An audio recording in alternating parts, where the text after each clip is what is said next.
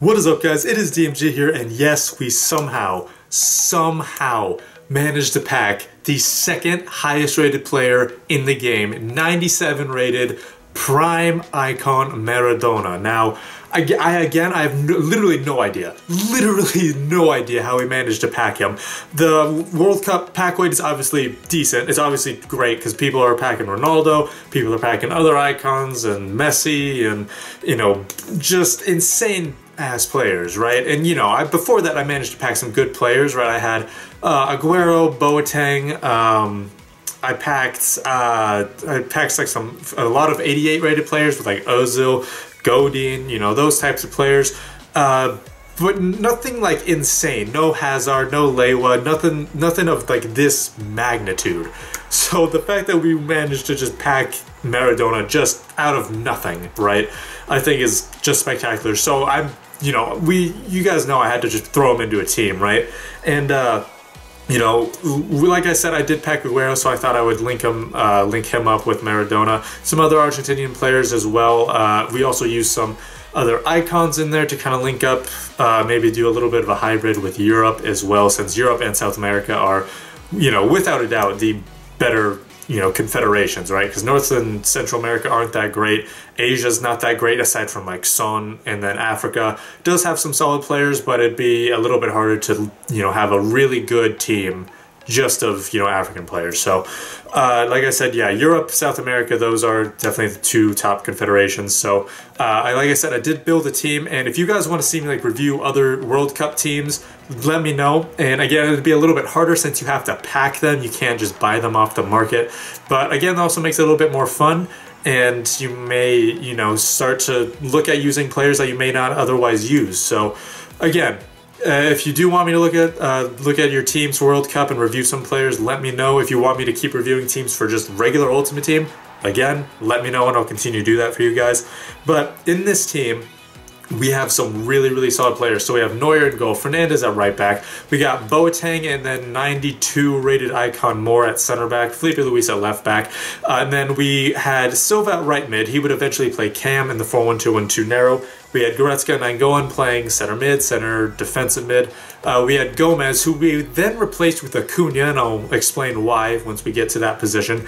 And then at strikers were, of course, Maradona and Aguero, like I mentioned before.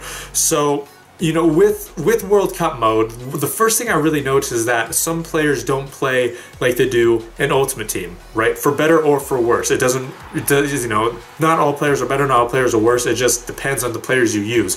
One player who's not actually in the team, Rodrigo, is one of the best strikers that I've used in the World Cup mode. 83 rated for Spain, and he's just a monster. Like, I think he scored 30 goals for me in like 12 games and gotten like 8 assists as well. So like 38 goal contributions in what I say, 12 games, something like that, which is obvious, you know, it's obviously insane. And, you know, I'll go over some of the players who did do better, who did do worse as well in the World Cup mode compared to the, you know, their cards in Ultimate Team. So Neuer, first up, and he's pretty much the exact same card. I mean, he's a decent goalie, he can make really good saves, but then there's other times where he's just an idiot. So, you know, I would obviously want De Gea in there to replace him. Courtois is obviously someone I would really want because, you know, in regular Ultimate Team, he's not that great, but in the World Cup mode, I've come up against him multiple times, and he's like farming. He's almost better than Farman, almost as good as De Gea. So, like, the fact that he's even on that level, that means he's one of the best goalies in the World Cup mode and just in the game in general. So, I really want to get De Gea, obviously, and Courtois is also someone I want to try out. So, those two guys are probably going to be better than Neuer, even though Neuer is obviously the highest, or second highest rated compared to Yashin, I believe. Right back is Fernandez, and I think there's only one other right back who I would want, or at least want to try from Europe, and that's Carvajal. Otherwise, Fernandez is solid for me. He's decent enough pace, good enough defending. He's 6'1", high work rates, and he's physical. So, you know, the fact that he is, again, higher work rates, but 6'1" and big, I mean, that's perfect for me for an outside back. That's exactly what I would want, at least. Maybe other people would want to try something else. I do have Dani Alves, who's 86 overall, I believe, but I mean, he's not that physical and he has high low work rates. So, you know, I'll try him for sure eventually, but for right now, Fernandez is probably my favorite right back that I've used. Center backs, we got Boateng and then that 92 rated more. Boateng is one of those players that is actually a lot better in the World Cup mode. He's okay in Ultimate Team, I found. He wasn't insane. He was just average, I thought. World Cup mode, he is insane. Like, maybe the only two players I would want to upgrade him with would be Blanc and Sergio Ramos. And even then, I would have to, like, use all the different combinations I could with, you know, within that trio to see who's actually the best. Because Boateng is, again, ridiculous. He plays as if he's like two defenders back there, which is good because that brings me to Moore, who is complete trash. 92 rated. I think he actually might be the highest rated center back in the game because I think Blanc is 91, and he's just trash. He is just so horrible because he just doesn't care, right? Like if someone runs into him, he'll make a tackle. But if anything is a yard away from him, whether it's to his left, right, forward, back, he won't care and he won't try to go for it. So even though he can move to try to get an interception, a tackle, a header, whatever, he's not going to go get it. Because he's just the most frustrating player to play with, unfortunately. And then finally, to end the defense, we have Felipe Louise at left back. And again, one of those players who's better in the World Cup mode. He was, I mean, complete trash. Like, again, probably one of the worst left backs that I've used in Ultimate Team, so it wouldn't be that hard to be better. And he's not insane, but he's usable. He's definitely usable, and, you know, if you need a Brazilian left back, I haven't tried Sandro yet. I haven't been able to pack him, but, you know, if you have Felipe Luis, he's definitely usable to have, you know, in a South American team. Next in the midfield, again, we did switch to a 4-1-2-1-2, so it'd be Goretzka at left center mid, actually, and then Nainggolan at defensive mid. Nainggolan, even though he's like, what, 4 or 5 skill points worse, overall points worse than he is compared to his Ultimate Team card, I still find him better. Again, he's one of those players that's just better. He feels as though he's actually a good all-around card because his positioning was trash for me, and it just seemed like his dribbling was really, really horrible in Ultimate Team, but again, just it feels like his all-around, it feels like a good all-around card. Now, he probably would eventually be replaced maybe with someone who's just all-around better, but I mean, for right now, he's a solid defensive mid in my opinion. And again, one thing I've noticed is that, you know, all-around players are just better in the midfield, at least for me at least, and Goretzka is pretty much the best all-around center mid in the game. I mean, has amazing pace, high work rate, 6'2". Again, great shooting, passing, dribbling, defending, physical. He can do it all, and he's just amazing. So, as a left center mid, he's probably one of the better players in that spot. At right center mid would be Acuna. Again, like I said, we did have Gomez initially in a 4-2-3-1, and he was just trash. Couldn't do anything. His pace was bad. His dribbling was bad. He couldn't shoot. So I decided to use Acuna because his pace is decent. And again, he's just very versatile, just like Goretzka, just like Nainggolan. He has decent enough defending, not great, but decent enough, great physical, medium-high work rates. So again, he's very versatile. He can kind of do it all, just like Goretzka, just like Nainggolan.